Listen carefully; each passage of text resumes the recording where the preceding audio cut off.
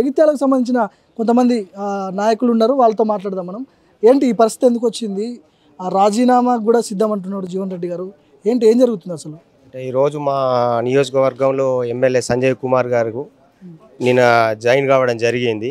మాకు ఎలాంటి మా జీవన్ రెడ్డి గారికి ఇంటిమేషన్ చెప్పకుండా తీసుకోవడంతో సీదా మా కార్యకర్తలు చాలా మనస్తాపం గురవ్వడం జరిగింది.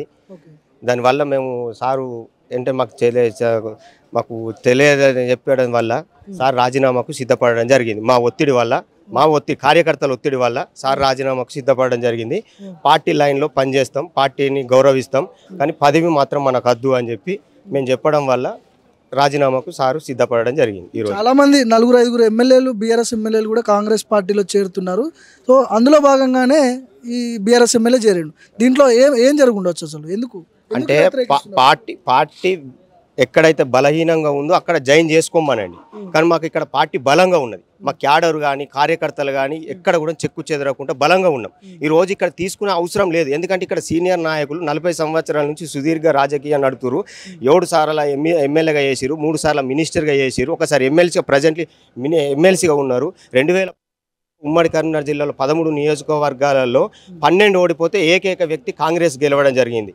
ఆ రోజు కేసీఆర్ లాంటి వాళ్ళు ఎంతో ప్రభావాలకు గురిపెట్టినా కానీ మినిస్టర్ ఇస్తాం, నీకు ఏదంటే అది ఇస్తాం అని చెప్పడం కానీ పార్టీని పట్టుకొని కష్టకాలంలో మా కార్యకర్తలు అండగా ఉండి 2014 నుంచి 2018 వరకు ఉన్నారు. 2018లో పరిణామాలు చేంజ్ వల్ల ఓడిపోవడం జరిగింది. 2019లో తన స్వతహాగా పట్టభద్రులు ఎమ్మెల్సీగా గెలవడం జరిగింది. అప్పుడు కూడా కేటీఆర్ రాయబారాలు నడిపి మీరు వస్తే మీకు మినిస్టర్ ఇస్తాం, ఎందుకంటే మీరు మండలిలో ఏకైక వ్యక్తి అపోజిట్గా ఉన్నారు, మీరు వస్తే మీరు మాకు పార్టీకి కూడా మీ సీనియారిటీ మాకు ఉపయోగపడుతుంది అన్న కానీ పార్టీ లైన్ దాటకుండా క్రాస్ చేయకుండా మా కార్యకర్తల మనోభావాలు దెబ్బతీయకుండా అదే పార్టీలో కొనసాగిండు. సరే పరిణామాల వల్ల మళ్ళీ గతంలో మొన్న ఓడిపోవడం జరిగింది. సరే ఓడిపోయినా కానీ మా పార్టీ మాత్రం ఇక్కడ జగిత్యాల నియోజకవర్గంలో బలంగా ఉన్నది. ఈరోజు ఆ ఎమ్మెల్యేను తీసుకోవాల్సిన అవసరం లేదు. కానీ నిజామాబాద్ నుంచి లోక్సభ టికెట్ ఇచ్చారు, జగిత్యాల్లో ఎమ్మెల్యే టికెట్ ఇచ్చారు, జీవన్ రెడ్డికి ఎలాంటి అన్యాయం చేయలేదని ఒకవైపు కాంగ్రెస్ పార్టీ నాయకులు చెప్తున్నారు. ఎంపీ టికెట్ అనేది పార్టీ ఇచ్చింది, ఒత్తిడి వల్ల ఇచ్చింది. సారు చెయ్యన్నా కానీ మీరు చేస్తేనే ఇక్కడ నిజామాబాద్లో అరవింద్ అనే వ్యక్తికి టైట్ ఉంటారు, ఎందుకంటే ఇక్కడ మదియాస్ గతంలో చేసిండు, ఆయన చెయ్యని చెప్పి విముఖత వ్యక్తం చేయడం వల్ల ఎవరైతే బలంగా అయితే అరవింద్ను ఢీ కొడతారో ఆ వ్యక్తిని అన్వేషించి సర్వే చేసి జీవన్ రెడ్డిని ఒప్పించి మెప్పించి ఈరోజు ఎంపీ టికెట్ ఇవ్వడం జరిగింది. సార్ ఇచ్చి సార్ మాత్రం చేస్తాను లేడు. అధిష్టానం జీవన్ రెడ్డి అయితేనే మనకు గట్టి పట్టు ఉంటుంది, గెలిచే అవకాశాలు ఉన్నాయి. ఈరోజు అరవింద్ని తట్టుకోగలుగుతాం, బీజేపీని అక్కడ అజ్జేయగలిగే సత్తా ఉన్నదని చెప్పి ఈరోజు ఇవ్వడం జరిగింది తప్ప మిగతా వేరే విషయం జీవన్ రెడ్డి వెళ్ళి నేను మొన్న ఓడిపోయి నాకు మళ్ళీ ఎంపీ కావాలని ఎక్కడ కూడా అడగలేదు. ఆయనకు ఆ ఉద్దేశం కూడా లేదు చెయ్యాలని. కానీ రాజీనామా ఎందుకు చేయాల్సి వస్తుంది? రాజీనామా ప్రస్తావన ఎందుకు తీసుకొచ్చారు? రాజీనామా చేయడానికి కారణం ఏంటంటే ఇప్పుడు ఇంత 40 సంవత్సరాల సుదీర్ఘ రాజకీయ అనుభవం ఉన్నది, పార్టీ గురించి కష్టపడ్డాడు, 10 సంవత్సరాలు 40 సంవత్సరాలు ఉన్నాడు, 10 సంవత్సరాల నుంచి ధర్నాలు అది ఇది వేసి పార్టీని పరిశిష్టంగా ఉంచిండు. కనీసం ఒక చిన్న ఇన్ఫర్మేషన్ లేకుండా జాయిన్ చేయించుకున్నాడు. సారు వ్యక్తిగతంగా కానీ మా కార్యకర్తల వ్యక్తిగతంగా కానీ మనోభావాలు దెబ్బతిన్నాయి.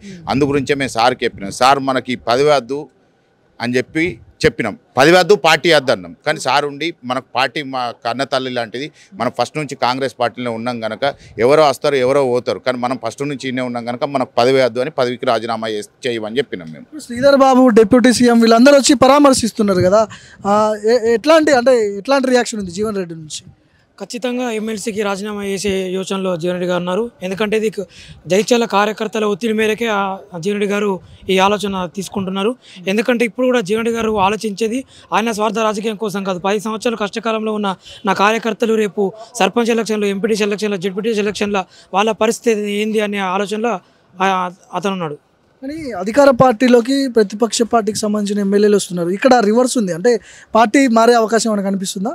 లేదు, పార్టీ మారే యోచనలో అయితే ఇప్పుడైతే ఏం లేదు. ఎమ్మెల్సీకి మాత్రం ఖచ్చితంగా కార్యకర్తల ఒత్తిడి మేరకు రాజీనామా చేస్తారని మేము అనుకుంటున్నాం. రాజీనామా అంశం ఇప్పుడు కాంగ్రెస్ పార్టీలో ముఖ్యంగా ఎందుకు ఇది హైకమాండ్ వరకు పోతే పెద్ద ఇష్యూ అవుతుంది, మళ్ళీ ముఖ్యమంత్రి మీ పార్టీకి సంబంధించిన ముఖ్యమంత్రికే ఇబ్బంది అవుతుంది కదా, ఎందుకు చేయాల్సి వస్తుంది? ఎందుకు చేయాల్సి వస్తుందంటే ఇప్పుడు 2014లో జీవన్ రెడ్డి గారు కరీంనగర్లో 13 నియోజకవర్గాలు ఉంటే 12 నియోజకవర్గాలు టీఆర్ఎస్ గెలిస్తే ఒక్కటే కాంగ్రెస్ పార్టీ గెలిచింది. ఇదే జైత్యాల నియోజకవర్గం.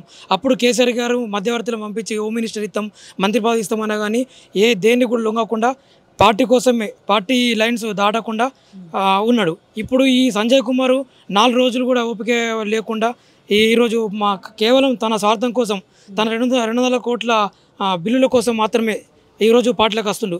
మాలాంటి సామాన్య కార్యకర్తల పరిస్థితి ఏంటి అన్న ఆలోచనలో జీవన్ రెడ్డి గారు ఉన్నారు. ఆయన స్వలాభం కోసం ఎమ్మెల్సీకి రాజీనామా చేయడం లేదు. మా కార్యకర్తల ఒత్తిడి వల్ల, మా కార్యకర్తల భవిష్యత్తు కొరకు మాత్రమే ఆయన ఎమ్మెల్సీకి రాజీనామా చేస్తున్నారు. సో ఈ అంశం తెర మీదకి వచ్చిన తర్వాత మీతో మాట్లాడడం జరిగిందా? జీవన్ రెడ్డి గారు ఎలాంటి విషయాలు చెప్పిండు? మీతో ఏమైనా చెప్పిండా? మేము ఒత్తిడి వల్లనే తప్పకుండా మనం పార్టీలోనే ఉందాం, కానీ పదవి మాత్రం వద్దు అన్న అది చెప్పడం జరిగింది. దానికి అనుగుణంగా మా కార్యకర్తలకు అనుగుణంగానే నేను మీకోసమే ఉన్నా, మీకోసం నా కోసం మీరు ఎన్నో చాలా కష్టాలు పడ్డారు. ఈరోజు మీకు చేయవలసి మన ప్రభుత్వం వచ్చింది, మీకు స్థానికంగా మేము అన్ని సపోర్ట్ చేసే టైంలో ఈరోజు ఇలా విధంగా జరగడం వల్ల మేము ఆది శ్రీనివాస్ గారు పోతున్నారు ఎమ్మెల్యే. మొత్తానికి ఇక్కడ మంత్రులు కావచ్చు, డిప్యూటీ సీఎం కావచ్చు, రాష్ట్ర కీలక నేతలు, కాంగ్రెస్ పార్టీలో ఉన్న కీలక నేతలందరూ కూడా జీవన్ రెడ్డి ఇంటి దగ్గరకు వస్తున్నారు, ఆయనను పరామర్శించేందుకు వస్తున్నారు. చాలామంది ముఖ్య నేతలందరూ కూడా వస్తున్నారు. ఖచ్చితంగా జీవన్ రెడ్డి రాజీనామా చేస్తే కాంగ్రెస్ పార్టీకి పెద్ద ఎత్తున దెబ్బతలిగే అవకాశం ఉంటుంది కాబట్టి నచ్చచెప్పే దిశగా కూడా కాంగ్రెస్ పార్టీ ప్రయత్నాలు చేస్తుంది. ఇక్కడ జగిత్యాల నుంచి కూడా చాలామంది కార్యకర్తలు జీవన్ రెడ్డి ఇంటికి చేరుకుంటున్న పరిస్థితి చూస్తూ ఉన్నాం. మనం జీవన్ రెడ్డితో మాట్లాడుతున్న సందర్భం కూడా చూస్తూ ఉన్నాం. ఆయన ప్రెస్ మీట్ పెట్టే అవకాశాలు చాలా కనిపిస్తూ ఉన్నాయి. ఎక్కడి నుంచి వచ్చిరన్న? జగిత్యాలనా? ఏం జరుగుతుంది అసలు? రాజీనామా అంటున్నారు. సరే, రాజీనామా అనేది సారు ఆలోచన మేరకు కార్యకర్తలం సారు ముందు మేము వెనకాల ఉంటాము. కానీ 40 ఏళ్ళ వస్తుంది అయితే కాంగ్రెస్ పార్టీని పట్టుకొని ఉమ్మడి కరీంనగర్ జిల్లాలో కూడా నియోజకవర్గ స్థాయిలో కూడా అందరికీ కూడా పార్టీని, పార్టీ కేడర్ని, పార్టీతో పాటు కార్యకర్తలను కూడా ధైర్యం ఇచ్చుకుంటూ అందరినీ కాపాడుకుంటూ ముందుకు తీసుకుపోయిండు. కానీ ఒక సీనియర్గా ఆయన గౌరవించుకుంటూ పోతే కొన్ని వేల లక్షల కుటుంబాలకు ఆదర్శంగా ఉన్న జీవన్ రెడ్డి గారిని ఆయన గౌరవం ఇవ్వాలి, మర్యాద ఇవ్వాలి. ఆయనతో పాటు మమ్మల్ని నమ్ముకున్న, మేము సార్ నమ్ముకున్న కార్యకర్తలు ఉన్నాం కాబట్టి అందరం కూడా ఆయన వింటున్నాం కాబట్టి ఆయన గౌరవం అనేది ఇవ్వాలి. ఒక సీనియర్గా 40 ఏళ్ళతో పాటు ఉమ్మడి జిల్లాతో పాటు పార్టీని, పార్టీ కేడర్ని ఎంత ఇబ్బందులైనా ప్రతిపక్షం హోదాలో ఉన్న అసలు హోదా లేనప్పటికీ కూడా ఆయన అందరికీ కూడా కాపాడుకుంటూ పోయింది కాబట్టి ఆయన నమ్ముకొని ఎన్నో వేల లక్షల కుటుంబాలు ఉన్నాయి కాబట్టి ఆయనకు విలువిస్తే అందరికి ఇచ్చినట్టు అని మేము సంజయ్ కుమార్ని ఎందుకు వ్యతిరేకిస్తున్నారు? బీఆర్ఎస్ ఎమ్మెల్యేలు చాలామంది వచ్చినారు. దానం నాగేందర్ వచ్చిండు, కడియం శ్రీగారు వచ్చిండు, పోచారం శ్రీనివాసరెడ్డి వచ్చిండు, అలాంటి తీసుకుంటున్నారు కదా, ఎందుకు వ్యతిరేకిస్తున్నారు? అనేది ఏంది, 40 ఏళ్ళ ఉంది పార్టీ కేడర్ని, పార్టీ కార్యకర్తల్ని, పార్టీని కాపాడుకుంటూ వచ్చిండు అని చెప్తున్నాం. ఆయన గౌరవం ఇవ్వాలి, ఆయన సీనియర్ కాబట్టి ఆయన చెప్పి చేసేది ఉండే అనే ఆలోచనతోనే మేము ముందుకు వెళ్తాం. ఇన్ఫర్మేషన్ లేకుండా చేసిరంటారు ఇప్పుడు మీరు, అంతేనా? అవును, ఇది వాస్తవం. రైట్.